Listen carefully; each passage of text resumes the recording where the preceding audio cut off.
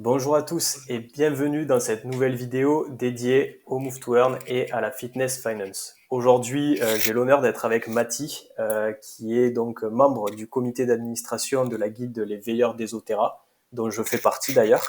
Comment vas-tu, Mati? Très bien, et toi? Merci tout d'abord de m'accueillir. Eh bien, merci à toi, hein, surtout pour ton temps. Alors, on se connaît un petit peu pour donner un peu du contexte aux internautes et à ceux qui nous écoutent aujourd'hui. On se connaît déjà depuis pratiquement un an, je pense, autour du projet Genopets.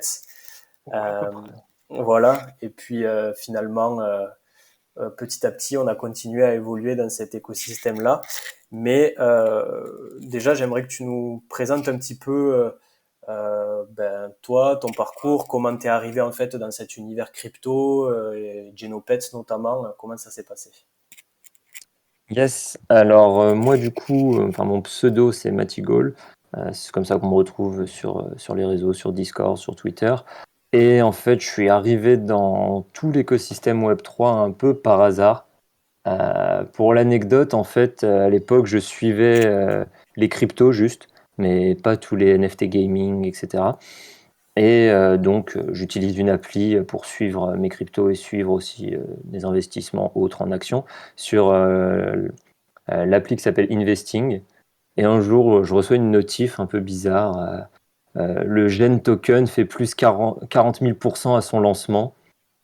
Qu'est-ce que c'est? Et du coup, je me dis, mais c'est quoi ce bordel? Et du coup, je vais voir. Et en fait, du coup, ça expliquait un petit peu qu'en gros, il y avait eu l'ICO du GEN, qui est donc le token de Genopets, le token de gouvernance. Et en fait, à l'ICO, il se vendait à genre 80 centimes, quelque chose comme ça. Et 2 heures plus tard, sur le marché secondaire, ça se vendait autour de 15-20 dollars. Donc, il y avait un énorme pump.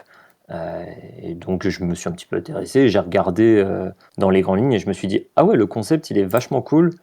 L'idée de bouger dans la vraie vie pour faire progresser une créature virtuelle qui est un peu ton Tamagotchi 2.0, je trouvais ça cool. Et puis du coup, je suis allé me renseigner, je suis allé sur le Discord. Et puis là, j'ai rencontré la commu française qui était vraiment déjà hyper active et hyper accueillante. Et de fil en aiguille, bah, je me suis un peu pris de passion pour le projet. J'ai même dans un premier temps développé une newsletter qui s'appelait la Gazette du Génopète, Oui, qui est c'est vrai. toujours sur Twitter mais qui est plus très active parce que j'ai plus le temps. Et je suis devenu aussi modérateur sur le serveur Génopète. Donc je suis modérateur du salon espagnol. Bon, parce que j'ai des notions d'espagnol. Je suis pas non plus bilingue, mais je sais le lire et l'écrire, donc ça va. Et puis après, comme tu disais, on a continué dans cet environnement. Et puis comme il y avait une bonne émulation, on a décidé, enfin surtout Van der Van pour ceux qui sont sur Discord, sur notre Discord le reconnaîtront, a décidé de lancer un groupe français qui avait au début juste vocation à se regrouper entre nous pour s'entraider, parce que notamment il y avait des événements qui allaient venir comme la chasse au trésor dans les Génopètes, dont tu avais parlé dans une de tes anciennes vidéos, donc je laisserai les gens la retrouver. Et bah, on s'est regroupés et petit à petit, on a décidé de se structurer, d'en faire une vraie guilde. Genopets nous a reconnus comme entité et donc comme guilde officielle. Et puis ensuite, on a grossi, on s'est, ouais, comme je disais, on s'est structuré en différents pôles sur lesquels on pourra revenir par la suite. Et puis après, maintenant nous voilà, on a plus de 500 membres sur notre serveur, une soixantaine, entre 60 et 70 membres LVE à part entière. Donc LVE, pour ceux qui n'ont pas suivi, c'est enfin, l'acronyme de notre guilde.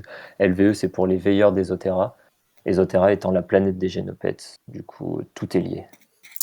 Très bien. Bon, là, c'est vrai que là, tu as donné pas mal d'informations déjà sur la guilde. Moi, j'ai un peu tout balancé là.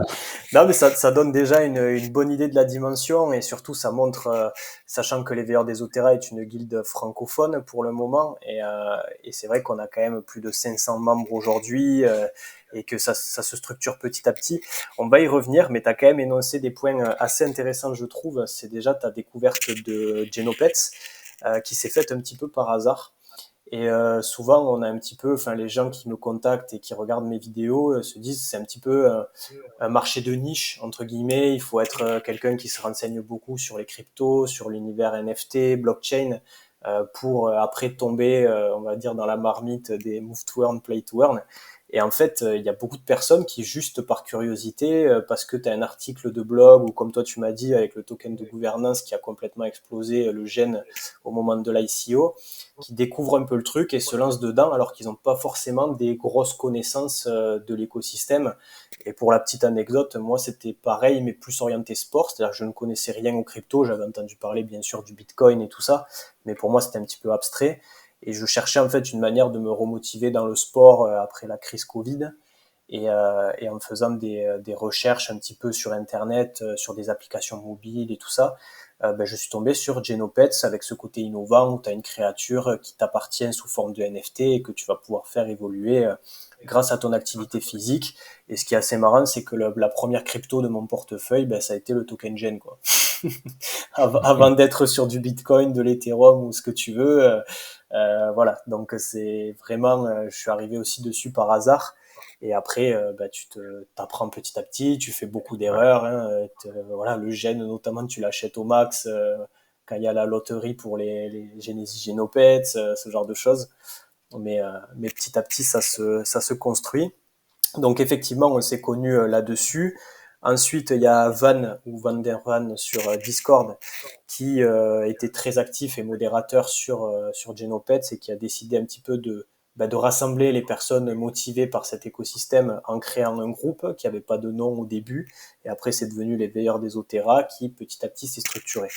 Mais avant de revenir sur la guilde et son organisation, toi aujourd'hui, euh, qu'est-ce que tu recherches en fait dans les play to earn, les move to earn?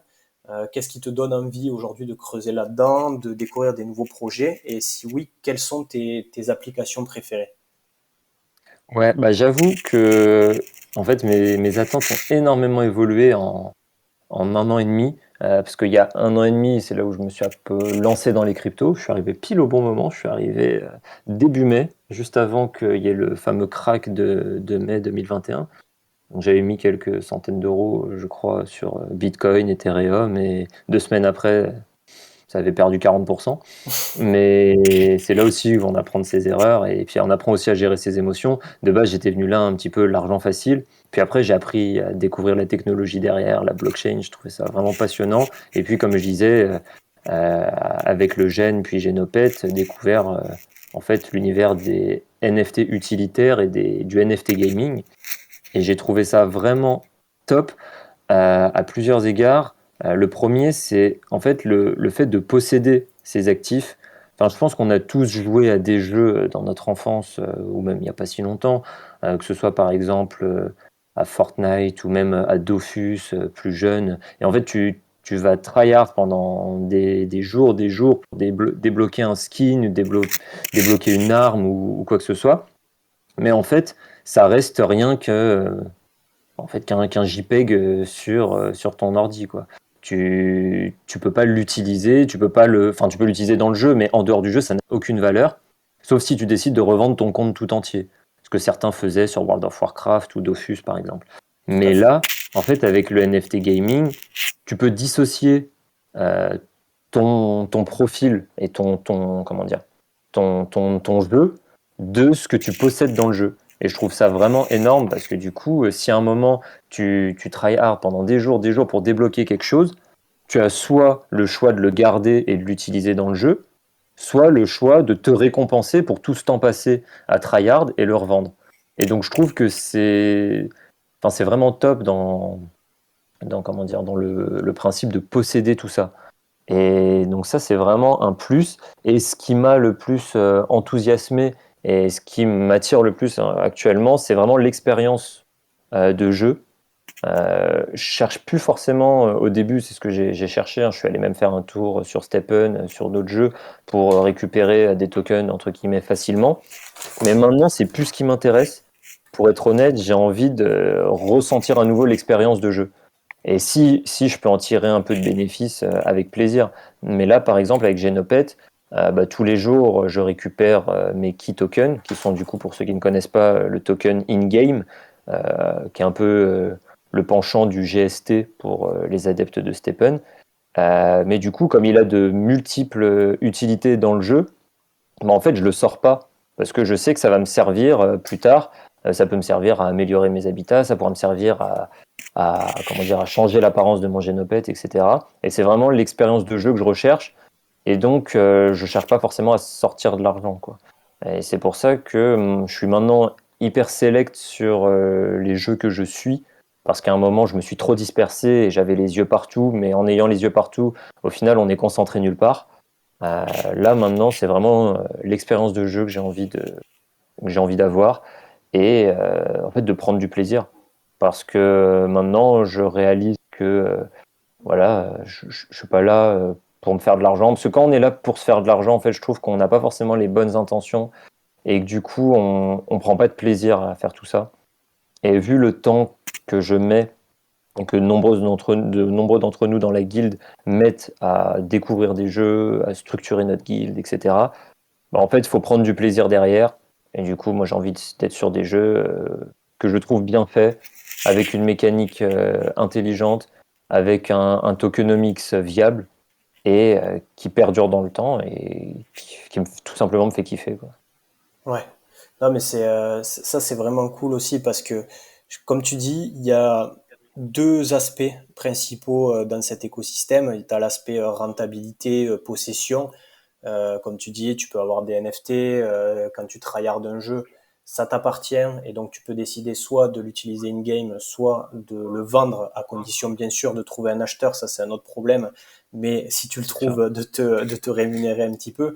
Et moi, je trouve que c'est un peu le syndrome, je l'appelle du combo Bull Run plus Stephen, qu'on a pu avoir il y a quelques mois maintenant, où en fait il y avait énormément de projets, tout le monde était à fond dedans et mettait beaucoup de billes à l'intérieur.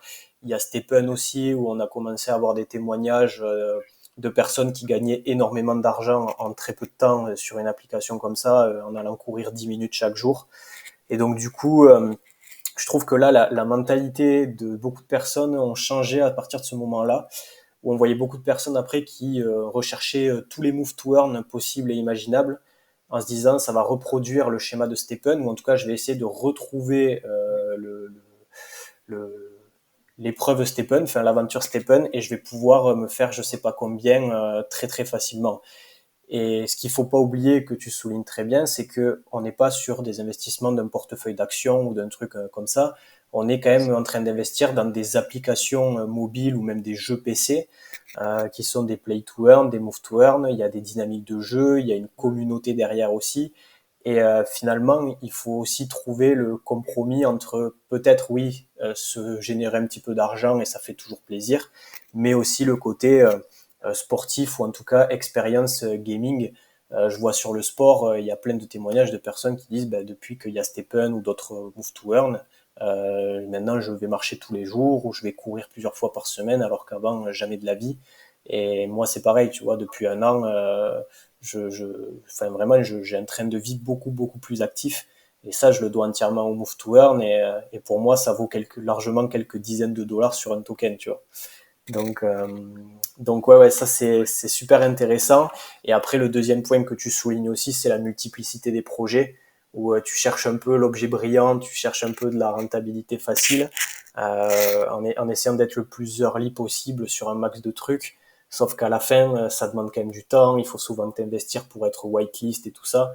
Et puis finalement, tu n'arrives pas à t'impliquer entièrement dans ces projets-là et ça devient et fatigant d'un point de vue mental, physique et pas forcément optimal d'un point de vue investissement non plus puisque tu t'y intéresses pas en profondeur. Et justement, c'est là où les guildes, je fais ma petite transition avec les veilleurs d'Esoterra, ben, prend tout son intérêt puisque ben, l'union fait la force, quoi. Et quand tu as plusieurs dizaines de personnes qui s'intéressent à l'écosystème, qui font des recherches, on peut arriver à des choses assez intéressantes. Donc j'en viens maintenant aux veilleurs d'Esoterra, comme tu l'as dit, qui est une guilde qui était centrée autour de Genopets au départ, mais pas seulement aujourd'hui, et tu pourras nous le détailler, avec plus de 500 membres. Est-ce que tu peux me dire un peu ben, comment elle s'organise, comment ça se passe au niveau de la sélection des projets, voilà, un petit peu la structure de base, on va dire. Yes. Yes, tout à fait. Mais juste avant, je vais rebondir sur un truc que tu viens de dire. Ouais, Euh, pour parler en deux mots juste de Stephen et de tout le phénomène que ça a créé. En fait, je pense que les gens sont habitués à l'argent facile et ils trouvent désormais normal de gagner des centaines d'euros pour courir quelques minutes par jour ou aller marcher une demi-heure pendant une semaine. En fait, c'était devenu à un certain moment la nouvelle norme. Et du coup, maintenant, les gens sont déçus quand la rentabilité est moindre sur un autre projet. Mais il faut toujours remettre dans le contexte et se dire, attends, déjà, il y a des applis qui nous rémunèrent pour marcher. Et ça, c'est, enfin, on nous aurait dit ça il y a 5 ans, les gens auraient dit, mais vous êtes tarés, enfin, juste vous allez au boulot et vous voulez qu'on vous paye en plus. Mais je trouve que enfin, c'est fou. Et les gens étaient devenus, en fait, ils sont devenus un petit peu, comment dire, aveugles de tout ça, avec la rentabilité énorme qu'a pu proposer Stephen pendant un temps. Et donc, les gens sont un peu devenus, entre guillemets, fous, à se dire, ah bah maintenant, il me faut un autre projet où je peux me faire 500 euros par mois juste en marchant tous les jours. Sauf que, bah, en fait, faut se rendre compte que c'est quelque chose qui est pas normal en soi dans la vie de tous les jours et que c'était vraiment, il surfait sur une dynamique exceptionnelle, plus un bull run qui a permis de faire tout ça.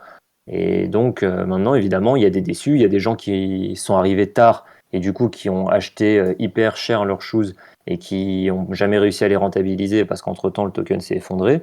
Mais fallait aussi se dire que enfin, ça paraissait trop beau pour être vrai, quoi. ouais, tout à Et fait. donc c'était juste, voilà, je voulais juste insister là-dessus parce que il y a trop de gens qui sont venus dans les cryptos et dans les jeux NFT juste pour l'argent facile. Et au final, il y a beaucoup de projets qui se lancent, mais pour trouver ceux qui sont rentables, c'est difficile, c'est de l'investissement, c'est se casser les dents. Et c'est là où tu disais l'intérêt de faire ça en groupe et d'avoir aussi ce que nous on a créé, donc à savoir une guilde qui est source d'entraide et une vraie communauté en fait. Ouais, totalement. Il n'y a pas d'argent facile, ou alors s'il est facile, c'est que il est extrêmement risqué et que tu peux perdre tout autant. Et on l'a vu, comme tu dis, avec ceux qui sont rentrés un petit peu tard sur ce type de projet-là, en investissant plusieurs milliers de dollars et qui n'en verront peut-être jamais la couleur, ou alors sur du très très très long terme. Et ouais, ouais, et en tout cas, c'est pas non plus. Donc déjà, c'est très risqué. Et s'il y a de l'argent facile, c'est que c'est une économie qui n'est pas stable, qui n'est pas durable, parce que cet argent, il doit bien venir de quelque part. Il faut qu'il y ait des partenariats, des injections de liquidités. Donc rémunérer des milliers de personnes à coût de 100 ou 200 dollars par jour, euh, forcément, il y a un petit peu un problème à un moment donné. Donc non, mais c'est Yes. très bien de le souligner, ouais. Ouais. C'est la loi de l'offre et de la demande et du coup Stephen est arrivé au bon moment. Et puis ça s'est normalisé ensuite, hein. Je leur jette pas du tout la pierre, hein, parce qu'au final ils ont eu un succès énorme. Bien sûr. Et c'est juste que maintenant en fait c'est une normalisation qui intervient et les gens disent Stephen est mort, mais non, c'est juste la situation qui redevient plus normale, plus logique par rapport à ce qu'est juste l'activité de se déplacer en fait. Ouais, totalement. Et d'ailleurs, il y a plein d'événements après IRL qui se sont organisés avec des joueurs de Stephen, des belles communes, tu vois. Et ça, c'est des choses, je trouve, qui sont super belles sur une application comme ça et un écosystème aussi nouveau. Et ça, c'est aussi du positif qu'on peut en tirer. Donc, c'est Stephen, ce qu'a construit Stephen, c'est quand même immense. Et comme tu dis, c'est plus un retour à la norme qu'autre chose. Donc du coup, pour revenir aux Ouais, pour veilleurs revenir à des la guilde. Otera, alors comment ça se passe du coup? Du coup, en fait, on a été créé, je crois, en mars. Je crois qu'on s'est regroupé en mars, donc ça fait maintenant 6 mois. Et en 6 mois, beaucoup de choses se sont passées. On a décidé assez rapidement, on s'est dit qu'il fallait être structuré pour bien fonctionner. On a fait des choix qui sont peut-être, qui peuvent paraître forts, comme le fait de garder une communauté francophone. C'est un monde où beaucoup de choses se font en anglais pour toucher le plus de gens possible. Mais en fait, comme on s'est connu sur la communauté française de Génopète, on a voulu garder un peu cet esprit et puis on trouvait que c'était peut-être pas forcément cool pour ceux qui parlent pas du tout anglais ou qui ont vraiment beaucoup de mal avec l'anglais. Et on voulait que les gens se sentent un peu comme chez eux, comme avec des amis, et donc que chacun puisse parler dans sa langue natale. On s'est dit que c'était au final ce qu'il y avait de mieux, en tout cas pour l'instant. Euh, ça évoluera peut-être dans les années à venir, on a le temps. Mais en tout cas, pour l'instant, c'est comme ça. Et puis, on a décidé aussi de s'ouvrir. Initialement, on n'était que sur Génopède, c'était vraiment une commu Génopède. Et on s'est dit, ben, en fait, Génopède, c'est hyper cool, mais il y a vraiment d'autres projets intéressants. Et donc, on s'est ouvert à d'autres projets, tout en parallèle, en se structurant. Donc, quand je dis on s'est structuré, en gros, s'il faut retenir quelque chose, c'est qu'on a un conseil d'administration où nous sommes 7, et dont d'ailleurs nous faisons partie tous les deux. Euh, ce conseil d'administration, en gros, bah, il supervise l'ensemble de la guilde et il applique les décisions qui sont prises soit par les membres lors de sondages, lors d'élections ou autres, soit par les pôles qui vont prendre des décisions. Donc on a un pôle qui va être le pôle trésorerie, qui va gérer tout ce qui est fonds de la guilde, mais aussi les investissements liés au scholarship. On a un pôle qui est un pôle recrutement. Donc là, c'est pour tous les nouveaux qui veulent nous rejoindre dans la guilde, soit en tant que scolaire, mais là, ils ne sont pas forcément membres LVE à part entière, soit en tant que membre LVE. Et là, membre LVE, c'est un processus un petit peu plus compliqué parce qu'on souhaite être sélectif dans le recrutement pour justement que tout le monde en fait se tire vers le haut. On ne veut pas que des gens nous rejoignent juste parce qu'ils veulent bénéficier du fait qu'on est des gens qui cherchent des projets, qu'on ait des gens qui soient prêts à trouver des partenariats, faire des giveaways, etc. pour que ça bénéficie à des gens qui au final n'apportent rien à la guilde. On veut que en fait tout le monde apporte sa pierre à l'édifice. Donc c'est pour ça qu'on est un peu sélectif sur le processus. Donc nos recruteurs font un gros travail, hein. D'abord ils font un travail de prospection, puis quand ils voient des gens dans nos salons publics qui correspondent aux valeurs que l'on recherche, bah alors là il y a un entretien c'est pas comme un entretien d'embauche, hein, c'est plus une discussion mais qui dure souvent une demi-heure, une heure, pour un peu comprendre la personnalité de la personne, ce qu'elle veut apporter dans la guilde, etc. Et donc voilà, et pour rejoindre la guilde, pour valider entre guillemets tout ça, après il y a une petite cotisation qui permet de s'assurer justement que les gens ne viennent pas juste là pour profiter, euh, mais aussi ça donne entre guillemets une certaine sorte de garantie et puis ça permet aussi ces frais de faire fonctionner la guilde. Et enfin le troisième pôle, qui est un pôle communication, au sein duquel on pourrait même identifier un quatrième pôle qui est le pôle partenariat. Donc dans ce pôle communication, et l'idée c'est de faire entre guillemets rayonner la guilde et nous faire connaître.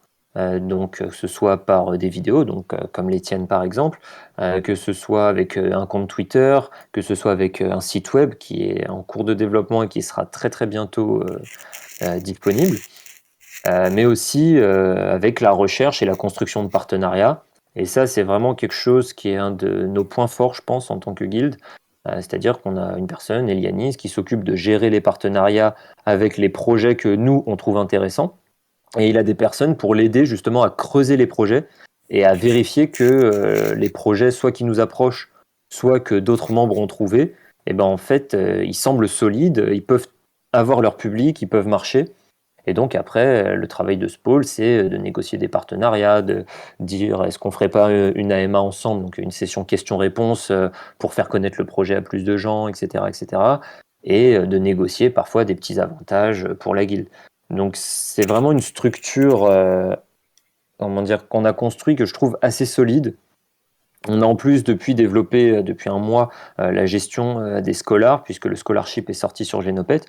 Donc pareil, on a quelqu'un qui s'occupe du recrutement des scholars, et on a des gens qui s'occupent à la fois de la stratégie pour euh, maximiser le rendement pour nos scholars et pour nous, et aussi pour en ayant pardon, une vision un peu plus long terme et en se disant bah voilà, si on veut avoir toujours nos habitats Génopète actifs dans un an, bah, comment on doit s'organiser pour faire profiter les scholars mais tout en restant viable et en alimentant entre guillemets notre parc de scholars, quoi.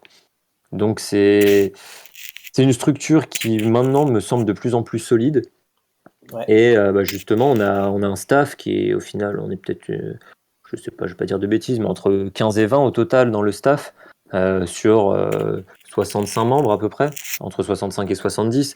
Donc ça montre que les gens sont investis. Et puis pour autant, les autres veilleurs, ce qu'on appelle les veilleurs, nos membres, ne sont pas pour autant pas impliqués. C'est pas parce qu'ils n'ont pas de rôle dans le staff qu'ils sont pas impliqués. Il y en a qui sont très actifs dans les channels, il y en a qui trouvent des projets, qui suggèrent, il y en a qui sont très impliqués dans d'autres projets avec lesquels nous sommes partenaires ou non, et donc du coup qui sont aussi des bons relais avec eux. Donc, enfin voilà, chacun apporte sa pierre à l'édifice, et ça fait qu'on a une communauté où il y a beaucoup d'entraide, beaucoup de compétences, parce que chacun vient d'horizons différents. On a des gens qui sont développeurs, on a d'autres gens qui sont pas du tout de cet horizon 3, mais qui ont des connaissances particulières, certains très bons en informatique, d'autres qui vont être très bons, par exemple en trading. Et en fait, tout ça, c'est un partage de connaissances et c'est bénéfique à tout le monde. Moi-même, je trouve que depuis qu'on a créé cette guilde, j'ai appris beaucoup de choses. Et c'est surtout ça que je retiens en fait de ce qu'on peut appeler cette aventure. C'est que, en fait, on continue d'apprendre mais on le fait ensemble. Et c'est toujours mieux que tout seul, quoi. ouais, tout à fait, hein. Moi, c'est vrai que c'est un peu pareil avec YouTube. J'ai débuté ma chaîne et les contenus Move to Earn à partir de là. Et c'est vrai, comme tu le soulignes aussi, les veilleurs des Otera, on sent qu'il y a plus l'accent sur le qualitatif, que ce soit en termes de nombre de membres, en termes de projets sélectionnés, que sur le quantitatif, comme on peut le voir un peu dans cet écosystème. Donc, on en parlait avant par rapport au fait de chercher 40 000 nouveaux projets parce que tu as à peu près un projet chaque jour, voire plus, sur l'écosystème Play to Earn ou NFT, crypto, et ainsi de suite. Et donc, et ce que je trouve sympa aussi, c'est l'histoire de la guilde. Comme tu l'as dit au départ, on est vraiment, on avait un esprit communautaire. C'était en mode, bon, on est des passionnés de Genopets, on est souvent sur le Discord, etc. On se regroupe, hein, on se fait un petit Discord à nous.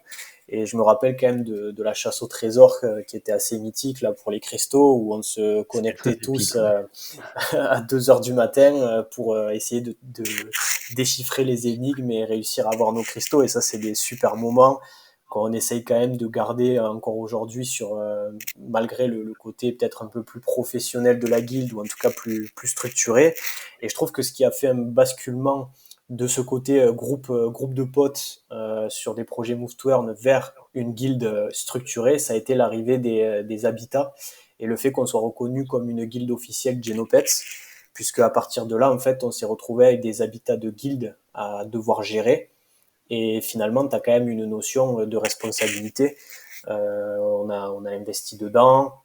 Ça implique derrière de s'en occuper correctement et de pas juste laisser mourir ces NFT, de trouver des scholars, d'avoir une trésorerie qui se met en place. Donc il faut aussi des personnes qui recrutent des scholars qualitatifs, pas juste être dans de la quantité et voilà.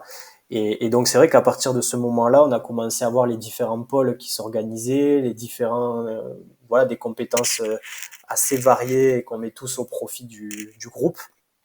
Et, euh, et effectivement, on voit que la sélection de projets, elle est quand même assez rigoureuse avec Elianis et avec Koshi notamment, où ils font des réunions d'ailleurs avec les fondateurs. Hein, voilà, on essaye de creuser les white papers au maximum. Et en fait, comment ça se passe? C'est-à-dire que, alors moi je le sais, mais tu pourras peut-être détailler un petit peu plus à ceux qui nous écoutent. Donc tu as Eliani, c'est le pôle partenariat qui creuse certains projets, qui trouve des choses qui leur semblent intéressantes. Et à partir de quand on arrive à un projet qui est partenaire des veilleurs des Otera, ou en tout cas un projet qui va être suivi sur le moyen long terme par ses membres? Comment ça se passe? Ouais. Alors déjà, il y a plusieurs étapes. En fait, généralement, quand quelqu'un trouve un projet ou sent un bon filon, quelque chose, il se dit ça a l'air d'être un projet solide, c'est bien baqué, la team, voilà, c'est des gens qui ont déjà fait des projets par le passé qui ont marché, etc. Et en fait, souvent les gens le suggèrent. On a un salon exprès qui s'appelle le Blabla Projet pour l'anecdote, où du coup chacun peut présenter des projets et ensuite les proposer dans un autre salon. Et ensuite, si on a plus de 10% de la guilde qui s'intéresse au projet, là on crée un salon où du coup on peut davantage discuter dessus. Et puis le pôle partenariat va davantage plonger dessus et va davantage se dire bon bah il y a une bonne partie de la guilde qui est intéressée. Nous on va aller regarder maintenant auprès des fondateurs, voilà ce qu'on peut voir. Déjà on va diguer à fond est-ce que le projet nous semble viable. Ouais. Et ensuite s'il nous semble viable, est-ce que bah voilà on peut pas forcément négocier un petit quelque chose, mais voilà se présenter, dire que nous on est une guilde, on est intéressé par leur projet, est-ce qu'il y a quelque chose à faire. Donc c'est plus facile avec les projets très early comme on a connu avec Oyabun. Donc Oyabun, on a fait l'ouverture d'ailleurs de leur Discord. Je crois qu'à l'époque, il y avait juste les AI et nous. Tout à fait. Donc on a fait l'ouverture le jour du lancement. Et donc les choses se sont fait assez vite pour Oyabun parce que tout de suite, ils ont été contents de nous avoir et ils nous ont proposé un partenariat. Et donc nous, ce partenariat, on a juste ensuite expliqué à l'ensemble de la guilde, voilà, on a discuté avec les responsables de ce projet. Voilà pourquoi il nous plaît. Est-ce que vous voulez qu'on en fasse un partenaire de la guilde? Donc voilà, comme, enfin, l'ultime étape, en fait, c'est de demander l'approbation par les membres, parce qu'on essaye pour les décisions importantes, en tout cas, de demander l'approbation des membres. Pour les décisions de tous les jours, on n'a pas besoin, on se concerte soit au sein du staff, soit juste au sein du CA ou du pôle concerné. Mais quand c'est des décisions importantes, telles qu'un partenariat officiel, bah là, on le soumet à la guilde et la guilde nous dit, enfin, vote oui ou non, entre guillemets, pour le coup, à voter oui. Et donc, on s'est retrouvé à être aussi partenaire de Yaboon, comme on était déjà partenaire de Genopet. Et pour Genopet, évidemment, il n'y a pas eu il y a pas eu besoin de sondage parce qu'on s'est créé autour de la commune Genopet. Donc, quand on nous a proposé d'être guilde officielle, évidemment, qu'on a dit oui sans sourciller. Ouais. Et ensuite, oui, pour d'autres projets, bah, je peux parler on a quelques projets qu'on suit pas mal, où on a pas mal de membres qui sont soit déjà engagés dessus, soit qui le suivent, puisque le projet est encore au stade de développement et il n'y a pas encore de NFT, par exemple.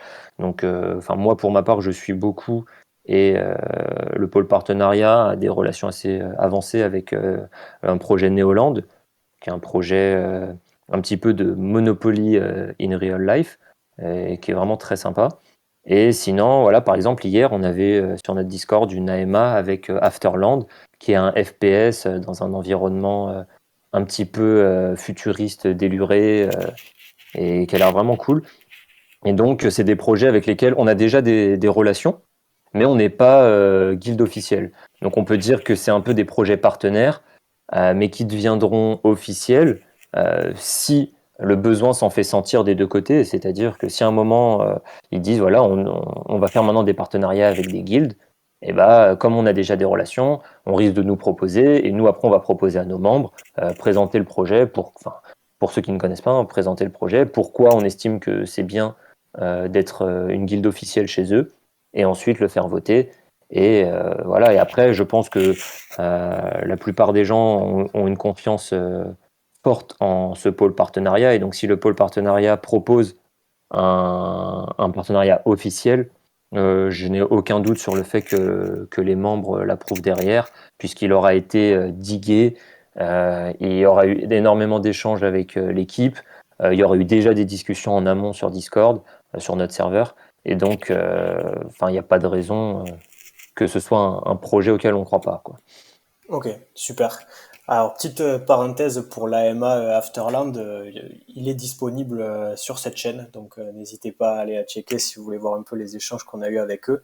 Et comme tu dis, hein, par rapport pour revenir sur cette notion de partenariat, c'est un peu gagnant-gagnant en fait, parce que on creuse les projets, on discute avec les fondateurs de projets, que ce soit des Move to Earn, Play to Earn ou d'ailleurs des projets crypto. Euh, et en fait, on va y aller que si vraiment on sent qu'on a l'approbation des membres de la guilde, ou en tout cas d'une bonne partie, comme tu l'as dit, hein, sous forme de vote ou en tout cas de concertation avec tout le monde. Parce que le risque, c'est que quand tu as un pôle partenariat, par exemple, c'est qu'ils creusent un petit peu tous les projets. Et dès que on a des opportunités, je sais pas, un projet très early qui veut offrir des whitelists ou des NFT, eh bien, bam, la guilde ou le groupe en question se positionne comme partenaire et voilà, et bénéficie de l'avantage à l'instant T. Mais après, tu vas pas forcément avoir des joueurs ou des membres de guilde qui vont être actifs pour ce projet-là sur le moyen long terme. Donc finalement, c'est un petit coup de boost sur le moment, on va dire. Mais après, pour le projet en lui-même, c'est pas forcément une relation très pérenne et très profitable. Alors que là, effectivement, avec ce système-là de digue, de projet, et de voir qu'on est quand même assez motivé chez les veilleurs des Otera pour aller sur telle ou telle aventure, ça fait que les fondateurs et les teams de projet nous font confiance et savent que si on y va, c'est pour quand même avoir une relation moyen terme ou long terme avec quand même un bon nombre de membres de notre guilde qui va suivre le projet avec attention, quoi. Yes, non mais tu as tout à fait raison. Et puis surtout, je pense que comme on est très, très sélectif, bah, en final, c'est un peu comme pour nos membres, hein. On est sélectif pour nos membres, mais on est sélectif pour nos projets parce qu'aussi, on a une image qui commence à se construire et qui devra se défendre aussi par le futur. Voilà, on veut pas qu'on nous dise ah bah oui, les LVE ils vont sur tous les projets, dès qu'ils voient une whitelist, ils se jettent dessus. C'est pas l'idée. L'idée, c'est de ne pas envoyer au charbon nos membres et de les envoyer sur des projets qu'on a analysés et qu'on a jugés viables. Alors évidemment, tout le monde peut se tromper, hein. Il Tout y a à des fait. projets auxquels on peut croire beaucoup et qui au final vont tomber à l'eau. Mais ça, voilà, c'est les aléas aussi. Évidemment, après, chacun investit en son âme et conscience, hein. Nous ne donnons pas de conseils d'investissement. Nous, on dit juste, voilà, ce projet, il nous semble bien. On va être partenaire avec eux. Alors, on aura peut-être quelques avantages, mais si vous mettez de l'argent, voilà, réfléchissez. N'y allez pas les yeux fermés, en faisant confiance. Évidemment, on a confiance parce que pour l'instant, tout s'est bien déroulé, mais on ne sait jamais. Donc, faut toujours faire quand même un peu ses propres recherches. Faut jamais mettre de l'argent sans savoir où on le met, en fait. Donc, je pense que c'est un principe qui vaut pour tout.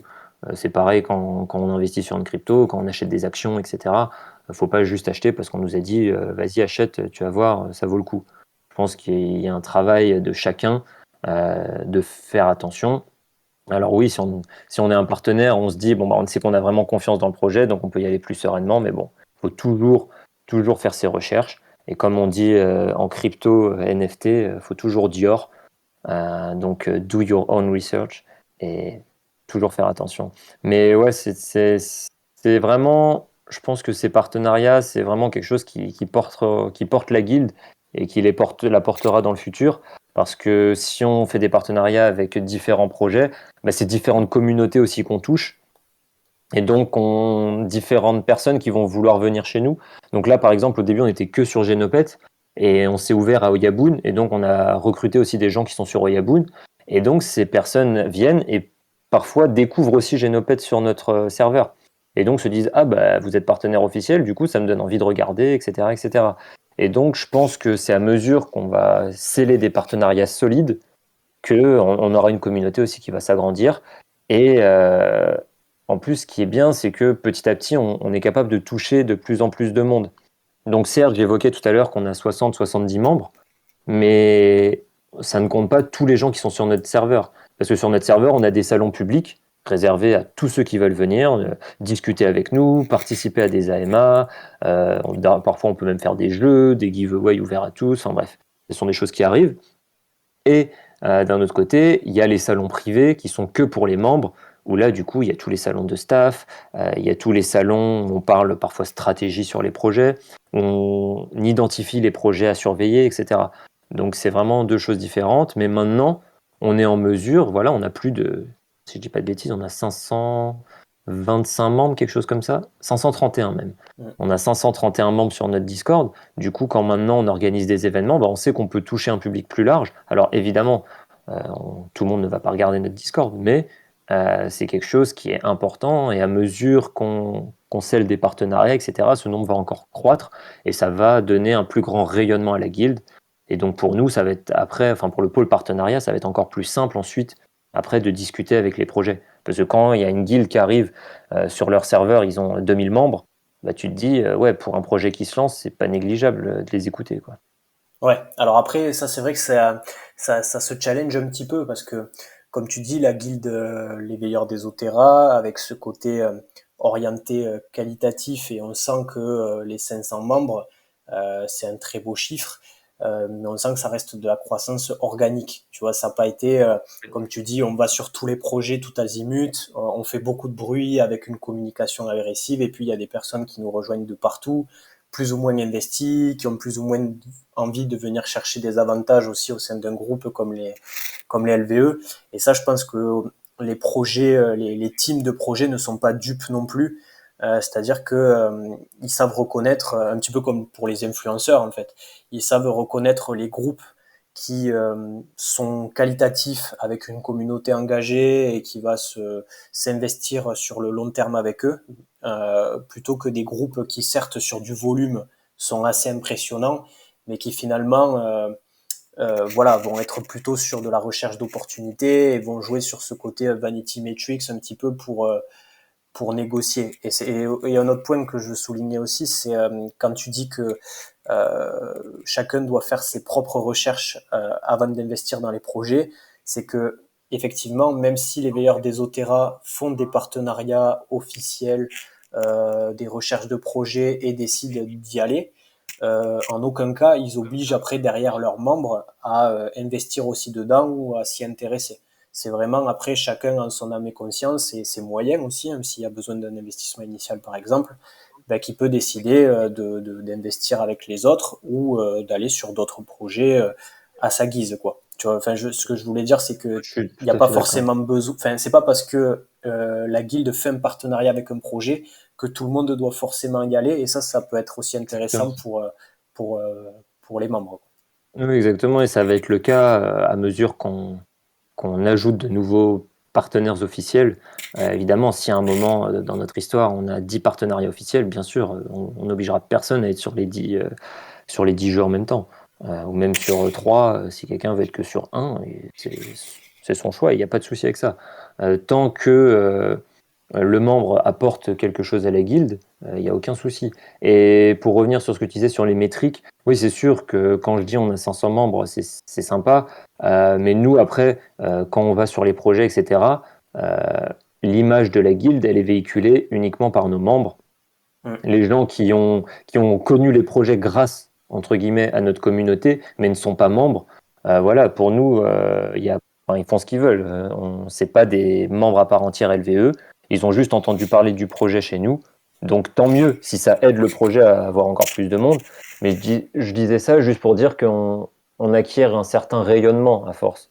Et c'est-à-dire que Ouais. maintenant, quand on va faire des AMA et tout, bah voilà, il y a des centaines de personnes qui peuvent potentiellement y assister. Quand on avait fait une AMA au Yaboun, qui était notre première AMA d'ailleurs, on avait eu à un moment un pic à 130 ou 140 personnes en simultané. Donc évidemment que sur ces 140 personnes, bah déjà on n'a que 65 membres. Du coup, il y avait une bonne partie qui n'était pas membres LVE et certains ne le deviendront jamais. Mais ces gens restent quand même sur notre communauté parce qu'ils se disent, bah, il y a des choses intéressantes qui s'y passent. Ils parlent de différents projets, ils font des AMA, et du coup, c'est des gens qui potentiellement bah, peuvent être touchés quand nous, on fait la promotion d'un projet, quand on fait une AMA, quand on décide de faire, comment dire, de présenter la guilde, ses avantages et autres. Donc en fait, mine de rien, même si on est une guilde de 65 personnes, eh ben, on est une communauté beaucoup plus large. Ouais. Ouais, non, c'est clair.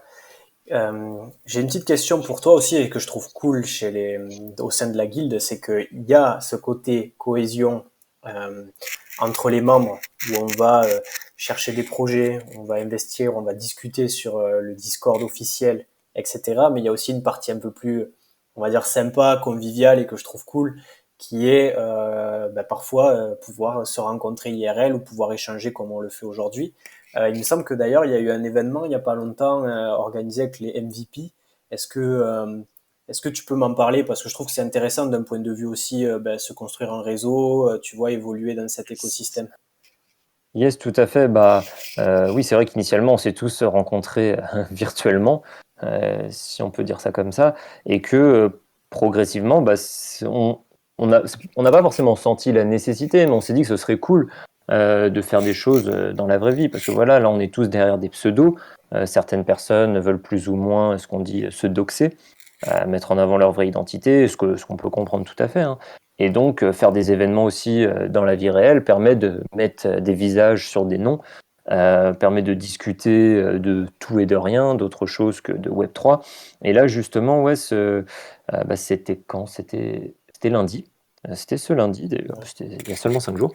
Donc lundi dernier, oui, on a reçu, enfin le pôle partenariat avait reçu une invitation à un événement qui s'appelait le Blockchain Gaming Tavern. Donc c'était un apéro entre guillemets autour du monde du Web3 et donc où il y avait plein de professionnels du secteur. Donc il y avait des développeurs de projets, il y avait des influenceurs, il y avait d'autres guildes. Donc c'était organisé par la guilde MVP.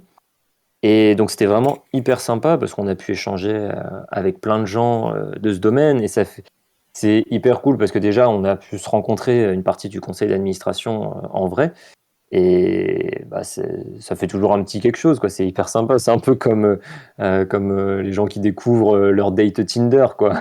On ne sait pas trop à quoi s'attendre parce que c'est des gens qu'on a jamais vus. Euh, et donc, bah, en fait, c'est hyper sympa. Et puis, ça facilite l'échange. En fait, on a déjà tellement parlé virtuellement que là, après, quand on se rencontre, bah, ça vient tout seul. Et c'était hyper cool. Et ouais, on a pu rencontrer des professionnels du secteur. Voilà, on avait par exemple un streamer d'Illuvium. On a discuté aussi avec un lead dev d'un projet NFT à venir basé sur l'automobile. Et enfin, franchement, c'était hyper cool.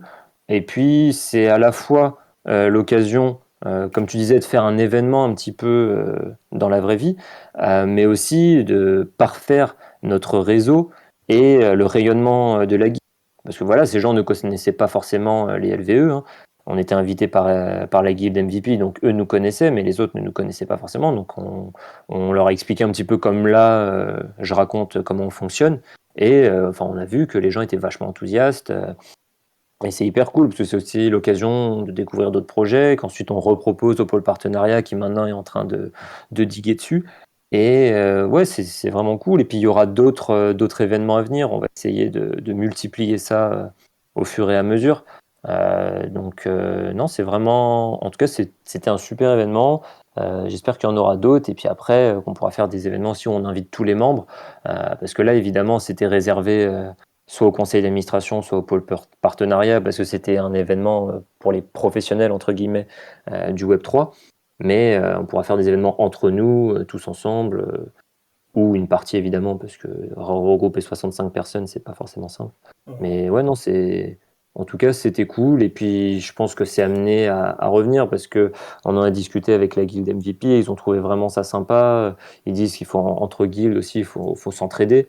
Il faut pas se tirer dans les pattes. Donc, non, c'est vraiment sympa. Et j'espère qu'il y en aura d'autres. Ouais, non, franchement, je trouve ça trop bien. Et c'est comme tu dis, ça allie un peu le côté convivial. On se rencontre, on discute, on échange. Et puis le côté aussi un petit peu plus, je veux pas dire business, parce que j'aime pas trop ce terme. C'est pas notre métier à temps plein. Mais le côté un petit peu, voilà, connaître des nouveaux projets, rencontrer d'autres guildes, voilà, des petits bons plans, des choses comme ça.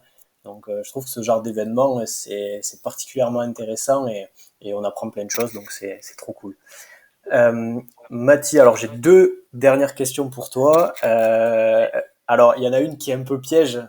Donc, soit, donc tu as le droit d'avoir un joker là-dessus ou de nous donner peut-être ta vision, peut-être pas au nom Je de la serai guilde, transparent. mais en tout cas, voilà, toi, comment tu vois les choses, c'est par rapport aux objectifs de la guilde. Donc, on voit aujourd'hui un peu sa dimension, comment elle sélectionne les projets, comment on fonctionne.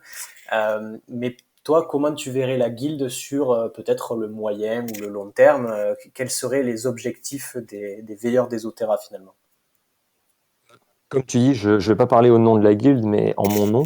Moi, la façon dont je vois les choses, après, évidemment, on en discute ensemble au conseil d'administration ou au staff, et donc comment dire, les perspectives peuvent évoluer, mais moi, j'apprécie beaucoup le format sous lequel on fonctionne, c'est-à-dire avec un recrutement sélectif, une sélection assez poussée des projets. Mais justement, je pense que progressivement, à mesure qu'on va grandir, le staff aussi va grandir et donc on aura une plus grande force de frappe entre guillemets.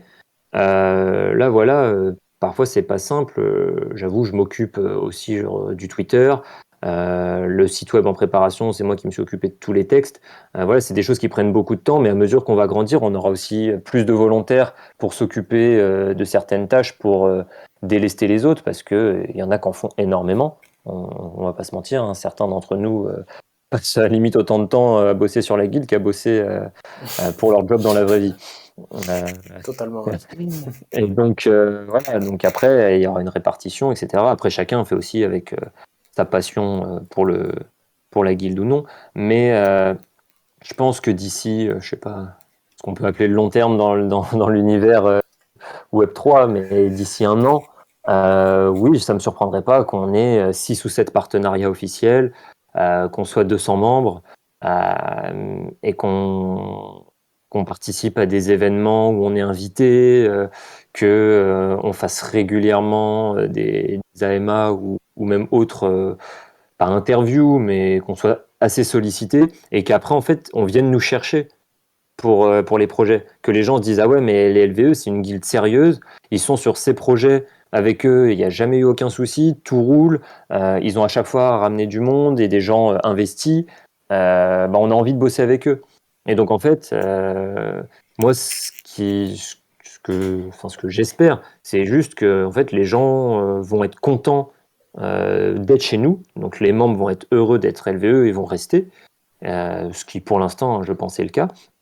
Et d'un autre côté, que les projets vont avoir envie de venir vers nous. Mm. Parce que là, on est dans une phase de construction aussi, donc c'est un petit peu plus de notre côté, on va chercher les projets. Mais à un moment, quand on commence à avoir une certaine renommée, une certaine communauté, etc., bah, les projets, c'est eux qui viennent vers vous quand ils se lancent. Et donc ça, ce serait vraiment l'idéal. Et après, sinon, ouais, de temps en temps, faire des événements tous ensemble. Bah, par exemple, je sais pas, comme on est assez centré au final pour l'instant, même si on s'ouvre à pas mal de play to earn, on est aussi, bah, Genopets et Oyabun, c'est des move to earn. Voilà, on peut faire par exemple tous ensemble une course. Enfin, je sais pas, j'ai une bêtise quoi, mais ça peut être hyper sympa avec tous, voilà, un merchandising LVE. Je me suis perdu dans mon Ah, ce anglais. serait incroyable. Genre des t-shirts, des casquettes, enfin, des choses comme ça pour que si on fait par exemple une course tous ensemble, bah voilà, on a tous un t-shirt LVE et les gens vont se dire mais c'est quoi ce truc? Et enfin voilà, voilà, c'est des choses que je vois à moyen terme, donc c'est pas non plus, je n'ai pas des rêves fous, je pense, mais voilà, en tout cas, moi je suis très fier de ce qu'on a construit. J'espère que les autres le sont tout autant. Et j'espère que ça va continuer comme ça. Et puis, faut savoir aussi qu'il y a une très bonne ambiance, mais que voilà, des fois, on n'est pas d'accord. Et que ce soit au conseil d'administration ou au staff, des fois, il y a des choses qui vont pas. On se les dit. Et après, c'est aussi, enfin, c'est comme dans une grande famille en soi.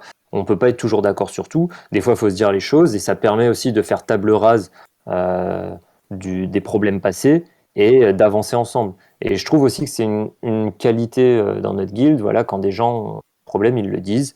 Alors voilà, il y a certains problèmes sur lesquels malheureusement on ne peut pas grand-chose, mais la majorité des problèmes, c'est des choses qui sont discutables, ou voilà, sur des gens qui sont pas d'accord avec la direction que prend la guilde, des gens qui sont pas d'accord avec voilà ce que certains disent, peuvent dire dans des chats ou je ne sais pas. Mais l'idée c'est d'à chaque fois de discuter, de rester adulte, de pas comment dire, de pas en venir à être injurieux ou quoi que ce soit, et au final ça fait avancer tout le monde. Un désaccord au final il en sort généralement des bonnes solutions et des bons compromis qui conviennent à tout le monde. Donc, je trouve que c'est aussi bien parce que voilà, on a eu tous hein, des petits moments plus ou moins faciles où on n'était pas d'accord sur certaines choses. Enfin, on a Ouais. connu ça au CA, on a connu ça au staff, et au final, on est toujours tous là. Mm. Donc, c'est qu'on a réussi soit à mettre de l'eau dans notre vin, soit à dire ah bah ouais, t'as raison en fait, faut peut-être qu'on change la direction. Voilà. Et du coup, c'est tout ça aussi qui permet une croissance saine, je trouve. En fait, je vais faire un parallèle un peu chelou. C'est un peu comme dans un couple. S'il y a des non-dits dans un couple, le jour où ça pète, il y a tout qui sort en même temps et ça peut mener à la fracture. C'est pareil dans un groupe d'amis. Donc là, je pense que quand il y a quelque chose qui ne va pas, on se le dit. Voilà, ça peut arriver à tout le monde, hein. Ça arrive à des membres, ça arrive à des membres du staff. Voilà, ça m'arrivera peut-être même un jour. Hein. Fait même des fois, j'ai pas été d'accord avec ce que proposaient d'autres membres du CA. Et voilà, on le dit, chacun met son avis. Alors parfois, du coup, ça peut mener à prendre du temps à prendre certaines décisions, mais au moins, il y a eu réflexion derrière, il y a eu communication, et je trouve que c'est le plus important. Ouais, ça c'est clair que ce fonctionnement par comité d'administration, enfin conseil d'administration, de staff et tout ça, et se fait comme tu dis, on échange beaucoup. On a parfois des avis un petit peu différents sur certains projets ou autres, et c'est vrai qu'on a quand même cette capacité à pouvoir échanger librement et à se poser pour essayer de trouver la meilleure solution possible. Et de toute façon, quand on voit l'écosystème, à quel point il est jeune, le système de guild Web3 et tout, c'est tellement C'est nouveau vrai. pour tout le monde que arriver et prétendre tout savoir, c'est pas bon, quoi. On apprend des autres et ce fait, comme tu dis, de pouvoir échanger, c'est super cool et ça, c'est particulièrement visible chez les LVE. Euh, Et avant ta dernière question, parce que je sens que tu allais arriver sur ta dernière question, ouais, je vas-y. voulais juste ajouter un truc qui me semble essentiel, c'est de dire que tous nos membres, et donc tous les gens du staff, sont bénévoles. C'est-à-dire qu'on Oui, fait ça juste parce qu'on est passionné. Euh, Quand par exemple on demande une cotisation pour rejoindre la guilde, c'est en aucun cas pour nous rémunérer. C'est pour couvrir des frais de transaction, par exemple, dans la gestion du scholarship. Voilà, à chaque fois, il y a des transactions et donc, même si les frais sont tout petits, quand on gère une flotte de 50 habitats, bah, en fait, on multiplie tout par 50. Et donc, il faut un petit peu de trésorerie pour ça, pour avoir de quoi gérer les frais. Et puis, si jamais, à un moment, pas, on a besoin de payer quelque chose bah, pour faire, par exemple, du merchandising, etc., bah, le fait d'avoir un peu de fonds de la guilde, bah, ça permet de faire ça. Mais en aucun cas, on rémunère comment dire, notre staff. Et donc ça, je trouve que c'est important à signaler parce que je pense pas que ce soit comme ça dans toutes les guildes. ouais. Et ça montre qu'en fait, si ça avance, c'est que les gens sont passionnés. Mm. Parce que les gens ne font rarement bénévolement quelque chose qu'ils n'aiment pas. Ouais, ça, tout à fait. Ça, c'est bien de le préciser aussi. On est tous bénévoles dans la guilde. Et comme tu dis, alors après, c'est pas une critique, hein, c'est un système de fonctionnement comme un autre, mais notamment à l'époque de Genopets, il y a un an pratiquement, on voyait des premières guildes. Alors, c'était pas forcément à l'échelle francophone, hein, mais c'était asiatique ou des choses comme ça, où on voyait qu'effectivement, pour rentrer rien que le fait de rentrer dans la guilde, il fallait donner un certain montant, ça pouvait être 50, 100 dollars, des choses comme ça, et en fait, ça allait directement dans les poches d'un comité d'administration ou du fondateur de la guilde. Euh, Parce que pour bénéficier justement de la renommée d'intégrer ce groupe-là et tout ça, bon après voilà, c'est peut-être pas à tort, hein, peut-être que derrière cet argent a été investi à bon escient au sein de la guilde, mais c'est vrai que chez les LVE, il n'y a pas du tout ce fonctionnement-là. Les cotisations servent à couvrir notamment, comme tu l'as dit, pour les gestions d'habitat ou de NFT, il y a des frais de transaction. Suivant les blockchains, ça peut être plus ou moins cher. Il y a le fait d'avancer des frais sur des NFT ou des choses comme ça. Et donc voilà, on met, encore une fois, personne n'est obligé d'aller sur tel ou tel projet. Et comme tu dis, tout est basé sur le bénévolat.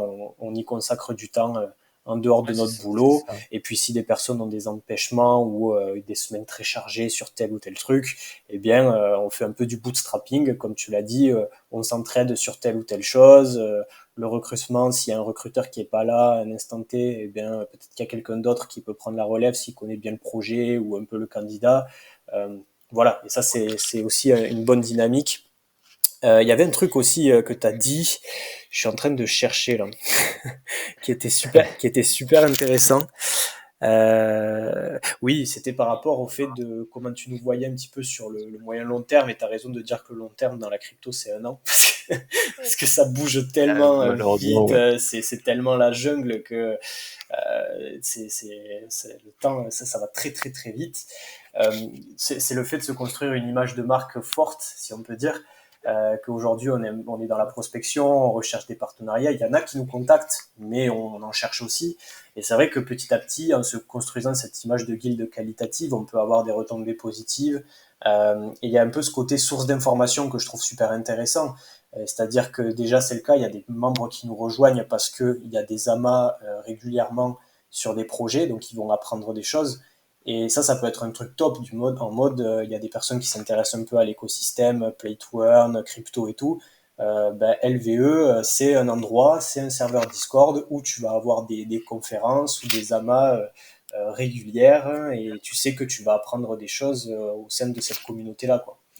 C'est ça, et puis il y a toujours quelqu'un pour t'aider. C'est-à-dire que on a aussi des salons un peu help quand on a des soucis, que ce soit en fait des soucis avec la gestion d'un wallet, que ce soit des soucis avec un jeu, etc. Et en fait, il y a toujours des gens qui vont être là pour répondre à tes questions.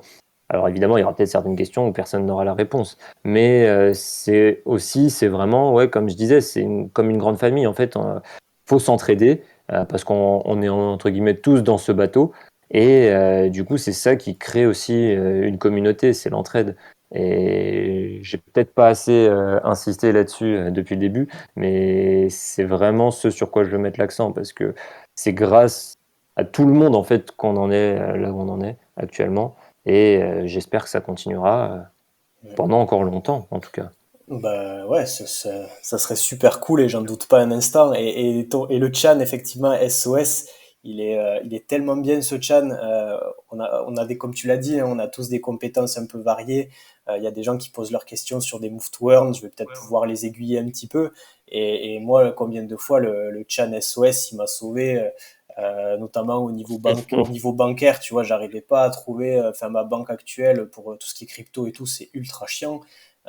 Pour sortir de l'argent des exchanges et tout ça, c'est une galère sans nom. Et là, tu vois La déclaration d'impôt aussi. ouais, voilà, tu vois, des choses un petit peu enfin, techniques, des choses, voilà, un petit peu administratives ou autour de cet écosystème-là, parce que ben, moi, quand j'étais arrivé de Genopets, tu me parlais d'autre chose que du token Gen, de Genopets et du Bitcoin, j'étais paumé. Ben là, tu as des personnes qui y sont depuis très longtemps et qui t'aident avec grand plaisir et franchement, ça te sauve la mise plus d'une fois ou en tout cas, tu t'apprends des choses. Euh, alors, j'en viens à la dernière petite question. Euh, alors, au niveau d'un point de vue recrutement, déjà, est-ce que les veilleurs des... Bon, je connais les réponses, mais j'aimerais que tu nous les donnes. C'est est-ce que les veilleurs des Otera recrutent? Et si oui, comment les gens qui nous écoutent et qui seraient potentiellement intéressés pourraient faire? Quelle est la procédure à avoir? Yes. Alors, comme je disais, le recrutement, c'est du qualitatif et pas du quantitatif. Donc oui, on recrute, mais on ne recherche pas forcément activement. C'est-à-dire, en fait, si on va avoir des gens qui correspondent à ce qu'on recherche, bah là, ça peut mener à un recrutement. Par contre, si pendant des semaines, les gens qui discutent dans les salons publics voilà, ne semblent pas plus que ça intéressés par la guilde, ne montrent pas leur enthousiasme ou leur envie de rejoindre la guilde, et ben nous, il n'y a pas forcément de raison qu'on recrute plus. Donc, comment faire? Ben, en fait, c'est tout simple. Déjà, il faut rejoindre notre Discord. Donc, tu mettras peut-être le lien avec la Oui, vidéo, je ne sais pas. je mettrai Et tous du les coup, liens nécessaires ouais, dans la voilà. description, juste en dessous. Voilà, bah parfait. Du coup, faut rejoindre notre Discord. Et une fois sur notre Discord, faut déjà se vérifier, donc accepter les règles, ce qui est très important parce que voilà, on veut pas que il y ait d'obscénités ou des choses comme ça qui soient dites sur notre serveur. Évidemment, ça mènera, on a des modérateurs, hein, ça mènera à un ban instantané. Mais ensuite, il faut prendre un rôle qui montre qu'on a envie de rejoindre la guilde. Donc, on a des rôles d'apprenti. Donc, apprenti veilleur pour ceux qui sont plus intéressés par Genopet, apprenti Yakuza pour ceux qui sont plus intéressés par Oyabun. Et peut-être qu'à terme, on aura juste un rôle apprenti LVE, parce que quand on aura 5 ou 6 projets partenaires, ce sera compliqué d'avoir autant de rôles. Et les gens qui ont ce rôle, en fait, peuvent discuter dans tous les salons publics. Et dans les salons publics, les recruteurs, ils sont très souvent pour discuter, pour rencontrer les gens. Moi aussi, j'y passe de temps en temps quand j'ai le temps, parce qu'il y a beaucoup de choses à faire au niveau du CA. Du coup, je passe quand je peux. Et bah, en fait, en se présentant, en expliquant pourquoi on aimerait rejoindre la guilde, etc., ben, les recruteurs vont vite vous voir. Et ensuite, ça peut aller très vite, hein. Il y a des personnes qui, des fois, attendent juste quelques jours avant d'avoir un entretien avec nos recruteurs, et d'autres qui attendent plus longtemps parce qu'ils sont plus discrets, parce qu'ils mettent moins en avant leur intérêt, et puis d'autres qui ne se verront jamais proposer d'entretien parce qu'ils sont là, mais ils montrent pas d'intérêt pour rejoindre, ils discutent pas, etc. Et un petit conseil aussi pour ceux qui nous rejoindraient, c'est d'aller lire notre light paper. Donc le light paper, il sera aussi en message épinglé des salons publics. Et en gros, ça explique euh, le pourquoi de la guilde LVE, le comment on fonctionne, etc. Donc en gros, tout ce que je viens de raconter là, c'est condensé en un document. Et puis il y aura aussi plein d'infos sur le site web dès qu'il sera live, et ça devrait venir dans les jours à venir. Donc voilà. Super. Bon, ben, en tout cas, voilà, vous savez ce qu'il vous reste à faire si jamais ça vous intéresse de rejoindre la guilde Les Veilleurs des Otera avec toute la documentation. Et comme énoncé précédemment, vous avez tous les liens utiles dans la description de cette vidéo. Ben écoute, ben merci Mathie hein, pour ton temps, c'était top. Merci à toi de m'avoir invité, c'était très cool. Ouais, et puis de toute façon, je pense qu'on n'a pas encore fini d'entendre parler de la guilde et des projets qui vont être suivis. Donc on aura l'occasion, je pense, d'échanger ou avec d'autres membres sur cette chaîne très bientôt, je pense. Yes, bah avec plaisir. Et puis ouais, je suis sûr que d'autres LVE passeront par chez toi. Ouais, ouais, bah écoute, c'est avec grand plaisir. Et puis voilà, on se retrouve pour très bientôt pour d'autres contenus autour des Move to Earn et de la fitness finance. Salut. Yes, ciao.